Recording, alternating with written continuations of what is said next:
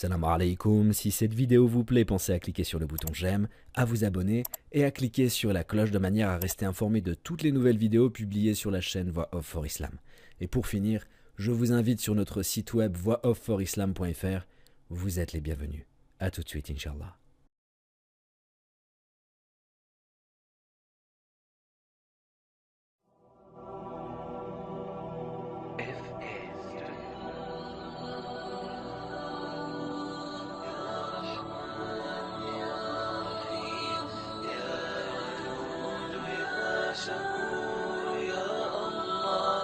لبيك اللهم لبيك لبيك لا شريك لك لبيك إن الحمد والنعمة لك والملك لا شريك لك لبيك لبيك اللهم لبيك لبيك لا شريك لك لبيك إن الحمد والنعمة لك والملك لا شريك لك لبيك لبيك اللهم لبيك لبيك لا شريك لك لبيك. Au nom de Dieu, le tout miséricordieux, le très miséricordieux. Chers frères et sœurs, que la paix de Dieu, sa miséricorde et ses bénédictions soient avec vous, et soyez les bienvenus dans la suite des épisodes, les histoires des prophètes. La dernière fois, nous nous étions arrêtés à une bataille qui se déroulait avec les fils d'Israël entre le peuple de Goliath, donc Jalout, et le peuple de Talut. Cette bataille se déroula précisément en Palestine. Et quand le combat débuta, une grande partie du peuple de Talut prit la fuite. Il ne restait qu'une toute petite part de croyants, avec une foi ferme et dotés d'une grande patience. Et dans cette troupe de croyants, il y avait un jeune homme du nom de Daoud, donc David. Daoud était fort, courageux et combattant. Daoud, alayhi salam, a combattu Goliath, qui était un homme fort, héroïque et cuirassé. David, alayhi salam, alors qu'il n'était qu'un jeune homme, débuta le combat face à Goliath. Les fils d'Israël l'observaient et tous craignaient Goliath. Mais ce fut la force de foi de Daoud, alayhi salam, sa force de foi et l'éducation du tout miséricordieux qui lui permit de combattre. Il le tua d'un lancer de pierre.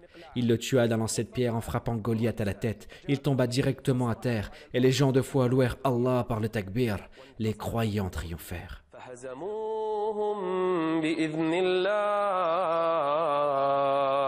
وقتل داود جالوت وآتاه الله الملك والحكمة وعلمه مما يشاء. Tous les fils d'Israël aimaient ce jeune homme. Il devint leur roi. Ce qui était étrange, c'est que pour le peuple d'Israël, la descendance des rois était bien connue, et la descendance des prophètes était elle aussi connue.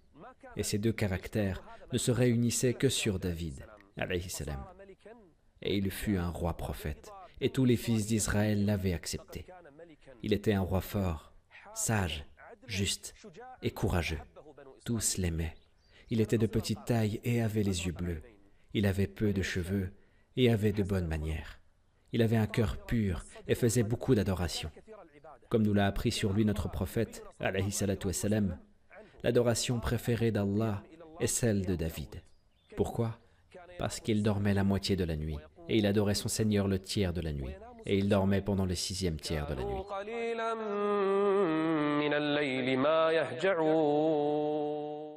Il ne dormait que très peu.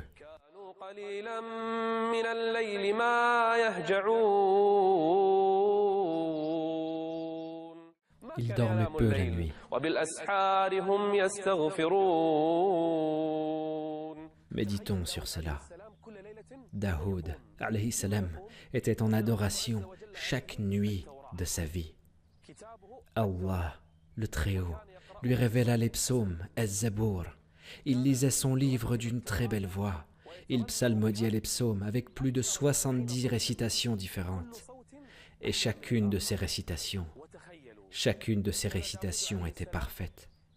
Imaginons, chaque matin, Daoud, alayhi salam, sortait de chez lui et chaque soir, il sortait pour psalmodier les psaumes, 1, 2, 3 fois, et chaque psalmodiation était meilleure que la précédente.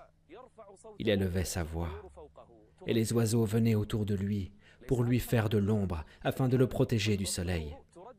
De plus, les oiseaux eux-mêmes psalmodiaient les psaumes de Daoud, ainsi que les montagnes.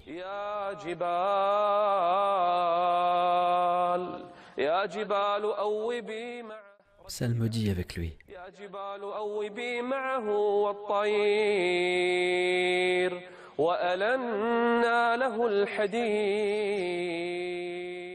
L'adoration était au sommet. Il lisait, invoquait Allah, il pleurait par crainte d'Allah et il avait un cœur pur.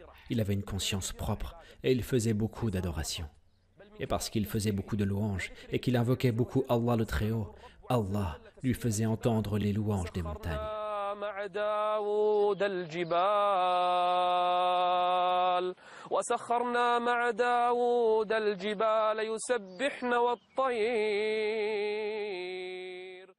Il entendait les montagnes qui louaient Allah le Très-Haut.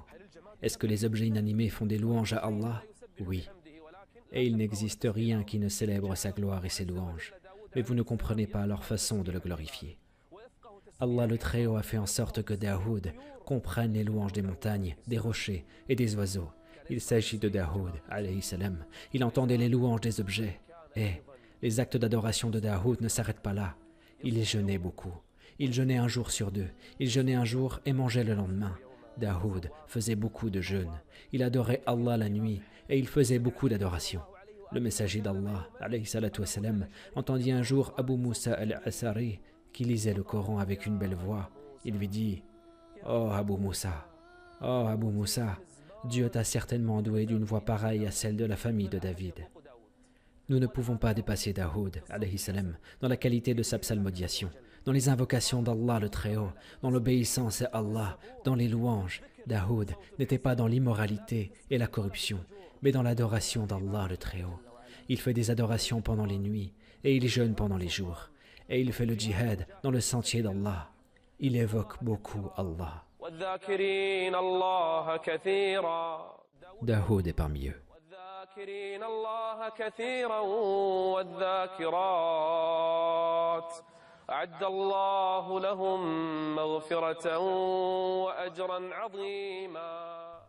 Les fils d'Israël, la plupart, pour ne pas dire tous les fils d'Israël, ont accepté Daoud, alayhi salam, en tant que prophète et roi juste. De qui parlons-nous? Nous parlons de Daoud, alayhi salatu wassalam. Alors qu'il était un bon adorateur, qu'il était humble dans ses prières, qu'il jeûnait un jour sur 2, il était aussi un homme fort, qui se nourrissait du travail de ses mains.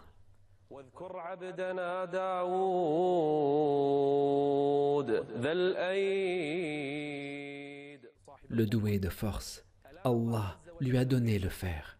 Daoud, alayhi salam, faisait fondre le fer avec ses mains. Il n'avait pas besoin de feu ni de marteau. Il avait entre ses mains un miracle qu'Allah le Très-Haut lui a donné.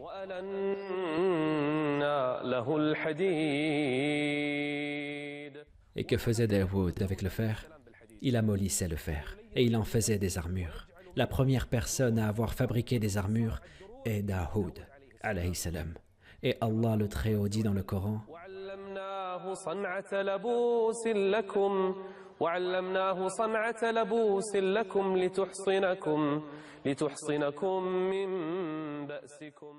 pour que vous puissiez vous servir de ces armures pendant les guerres.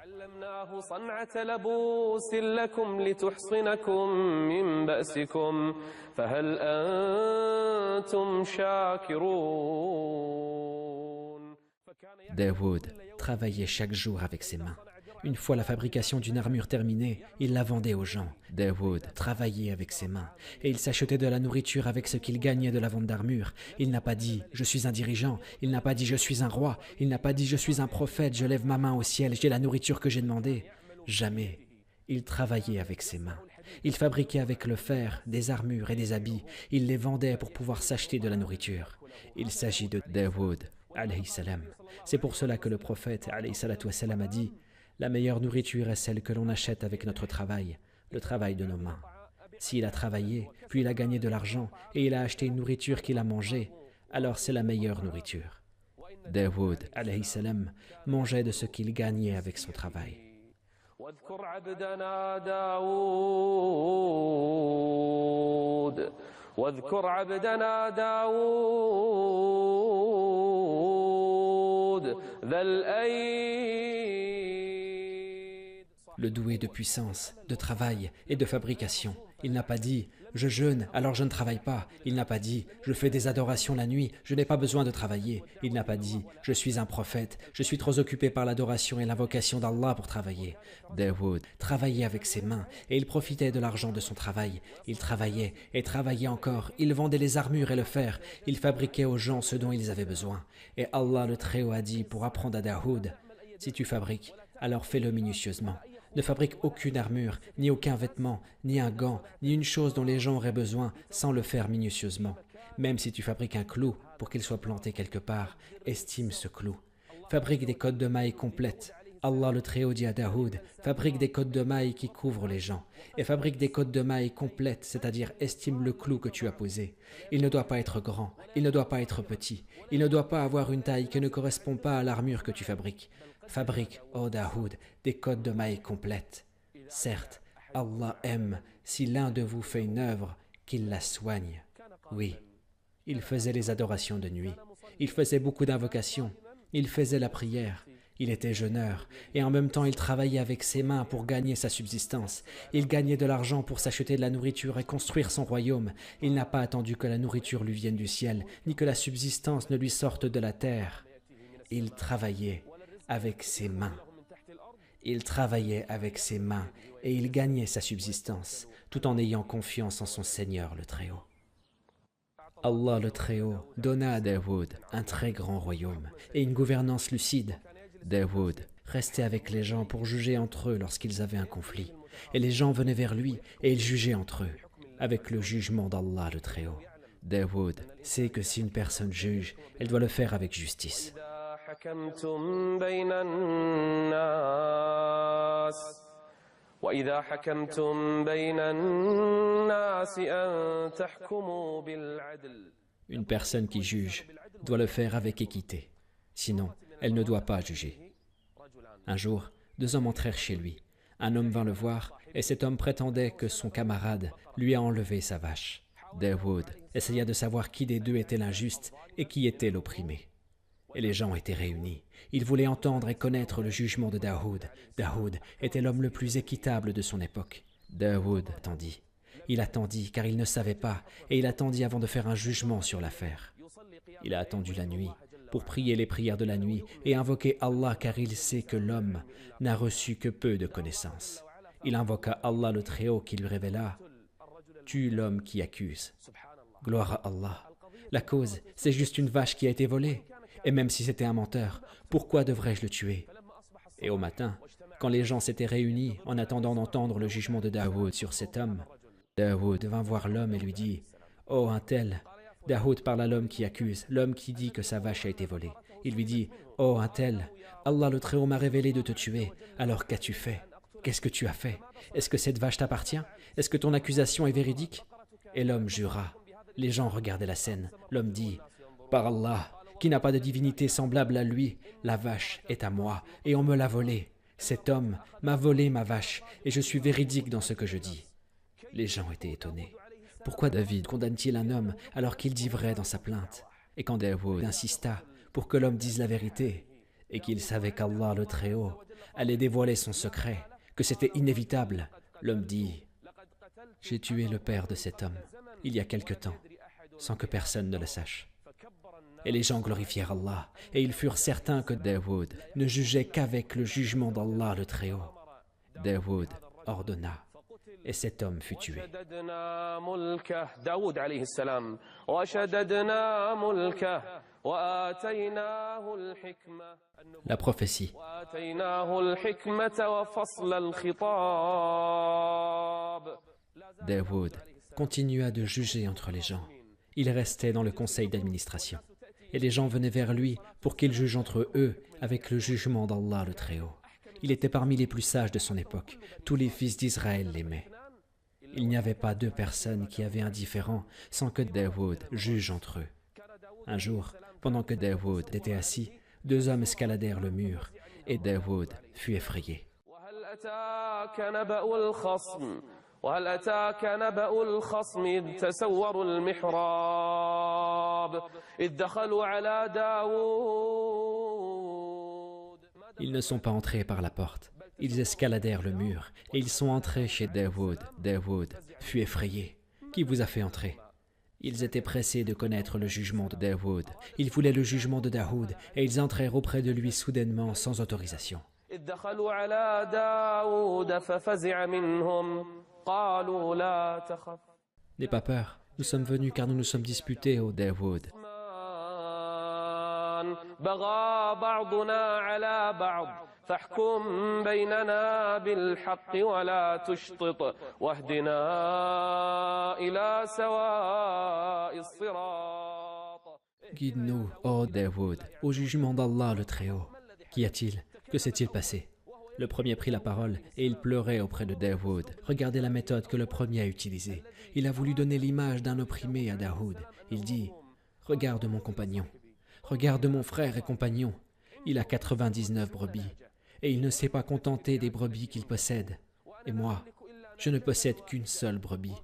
Et il m'a pris cette brebis. » L'homme était en pleurs et Daoud continua de l'écouter. Daoud écoutait cet homme et l'autre ne parlait pas. Il avait entendu que le premier avait 99 brebis et que celui qui lui parle ne possède qu'une seule brebis. Et l'homme a dit, « Il m'a pris ma seule brebis. » Et dans la conversation, il a beaucoup fait pression sur moi. Sa méthode de persuasion est meilleure que la mienne et ses paroles sont meilleures que les miennes. Il peut discuter et moi je ne peux parler. Il m'a pris cette brebis. أخي له 99 نعجة ولي نعجة واحدة. J'ai seulement une brebis et il me l'a enlevée, il me l'a pris. Et dans la conversation, il a beaucoup fait pression sur moi. Daoud, pour la première fois de sa vie, jugea avec précipitation. Quoi que la personne ait, il y a toujours une erreur. Et tous les fils d'Adam font des erreurs. Et ceci est l'erreur de Daoud, alayhi salam. Il n'a pas entendu le témoignage de celui qui avait 99 brebis. Peut-être que c'est lui qui a raison. Daoud dit, لقد ظلمك بسؤال نعجتك إلى نعاجه وإن كثيرا من الخلطاء ليبغي بعضهم على بعض. beaucoup de gens et beaucoup d'amis se transgressent entre eux. Daoud a jugé sans entendre le témoignage du premier. Et Allah le Très-Haut l'informa que c'était une épreuve. Tu as précipité ton jugement, ô Daoud. Ceci pour que les gens ne pensent pas qu'une personne puisse être exemptée des erreurs sans que Allah le Très-Haut ne l'exempte. Ô Daoud, une épreuve que tu n'as pas réussi.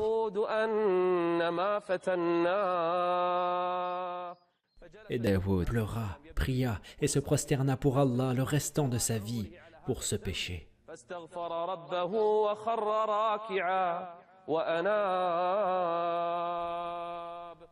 Et Allah le Très-Haut lui pardonna cela. Allah exalté soit-il lui pardonna et lui donna un beau refuge. Il aura une place proche de nous et un beau refuge. Et Daoud resta toute sa vie un adorateur, un évocateur, affectueux envers son Seigneur le Très-Haut. Daoud règle les problèmes des gens avec justice. Les fils d'Israël l'aimaient, le peuple l'aimait beaucoup car il était adorateur et sage. C'est Daoud, alayhi salam. Il continua toute sa vie dans l'adoration de son Seigneur, le Très-Haut.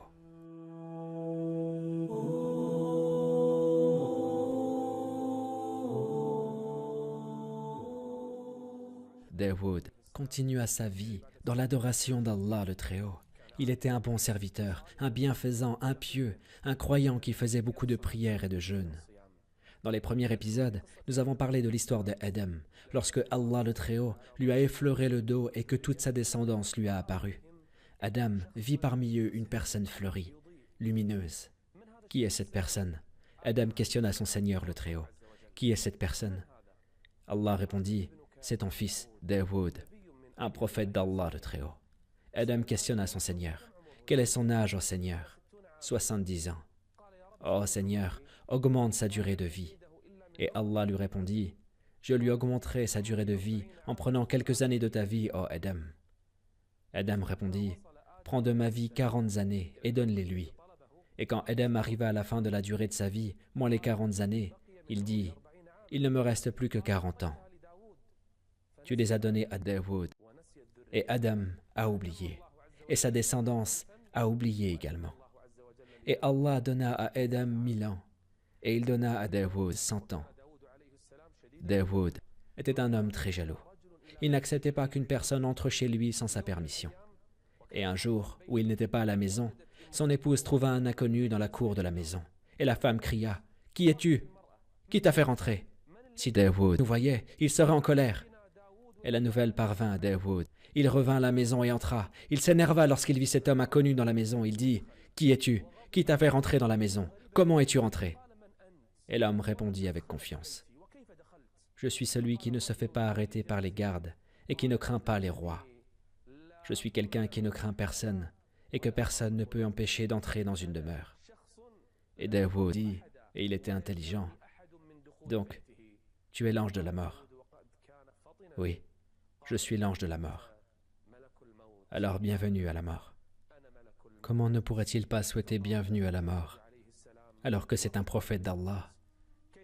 Comment ne pourrait-il pas le dire, alors qu'il a passé toute sa vie à jeûner, à prier, veiller la nuit, à invoquer et à adorer Allah le Très-Haut? Comment un homme adorateur comme Daoud ne pourrait souhaiter la bienvenue à la mort? Et Daoud fut saisi, et son âge était de 100 ans. يا أيتها النفس المطمئنة ارجعي إلى ربك راضية مرضية فادخلي في عبادي وادخلي جنتي. Les fils d'Israël furent très attristés par la mort de Daoud. Ils l'aimaient beaucoup. C'est Daoud à qui Allah a donné la royauté, la gouvernance et la prophétie. Tous les fils d'Israël aimaient Daoud. Et quand il mourut, les gens pleurèrent beaucoup. La communauté des fils d'Israël fut très attristée à cette époque. Une profonde tristesse. Quant à ses obsèques, c'étaient des obsèques majestueuses. Des dizaines de milliers de personnes y assistèrent. Et parmi ceux qui ont assisté à ces obsèques, 40 000 moines. 40 000 moines qui marchèrent aux obsèques de Daoud. Dans ce convoi, les gens étaient atteints par une grande chaleur, une très grande chaleur. Ils partirent voir Salomon, le fils de Daoud. Ils partirent voir Salomon et lui dirent, « Oh Salomon, la chaleur nous a accablés dans les obsèques de ton père. Envoie-nous des oiseaux pour nous faire de l'ombre. » Salomon pouvait parler aux oiseaux. Il appela les oiseaux, et les oiseaux vinrent et firent de l'ombre aux gens. Les oiseaux s'entrelacèrent, et cela fut un paysage gigantesque, un paysage majestueux, dans les obsèques de Daoud. Jusqu'à ce que les gens furent étouffés. Ils étaient étouffés par le nombre d'oiseaux. Aucun vent ni souffle ne pouvait passer. Et les gens prirent peur. Ils prirent peur pour leur vie. Les gens partirent voir Salomon et lui dirent, « Oh Salomon, ordonne aux oiseaux de nous faciliter. » Et Salomon ordonna aux oiseaux. Il leur parlait. Salomon ordonna aux oiseaux, et les oiseaux laissèrent de l'espace entre eux, et ils retiennent uniquement la chaleur du soleil pour apaiser les gens et laissent passer l'air et le vent. Il s'agit des obsèques de Daoud. L'homme pieux partit, l'homme adorateur périt, celui qui jeûnait un jour sur deux et mangeait un jour sur deux, le prophète bienfaisant d'Allah, celui qui possédait la belle voix, il est mort, oui, il est mort, car toute âme goûtera à la mort. Toute personne, même si elle est la meilleure des personnes, toute personne connaîtra l'agonie de la mort un jour ou l'autre. Une page est tournée dans l'histoire des prophètes. Et Daoud est mort. Et qui est venu après Daoud? Quel prophète Allah le Très-Haut a envoyé aux humains? Nous en parlerons dans le prochain épisode avec la permission d'Allah. Nous parlerons de Salomon. Et quelle est son histoire avec les oiseaux? Quelle est son histoire avec les fourmis? Quelle est son histoire avec la huppe? Quelle est l'histoire de Salomon avec les monstres et les oiseaux? Et qu'est-ce que Allah a mis à la disposition de Salomon? Quelle est l'histoire de Salomon avec les djinns, avec les démons, avec les chevaux? De très grandes histoires qui ont été racontées sur le prophète Salomon. Ces histoires, avec ses détails et ses paradoxes, nous allons vous les citer, si Allah le veut, dans le prochain épisode. En attendant, je vous laisse à Allah le Très-Haut et que la paix et la miséricorde d'Allah et ses bénédictions soient avec vous. Pour recevoir le Juz Amma complet et en audio français offert par Voix for Islam, suivez la flèche à l'écran ou cliquez directement sur le lien dans la description de cette vidéo. À bientôt, Inch'Allah. Prenez soin de vous. Assalamu alaikum wa rahmatullahi wa barakatuh.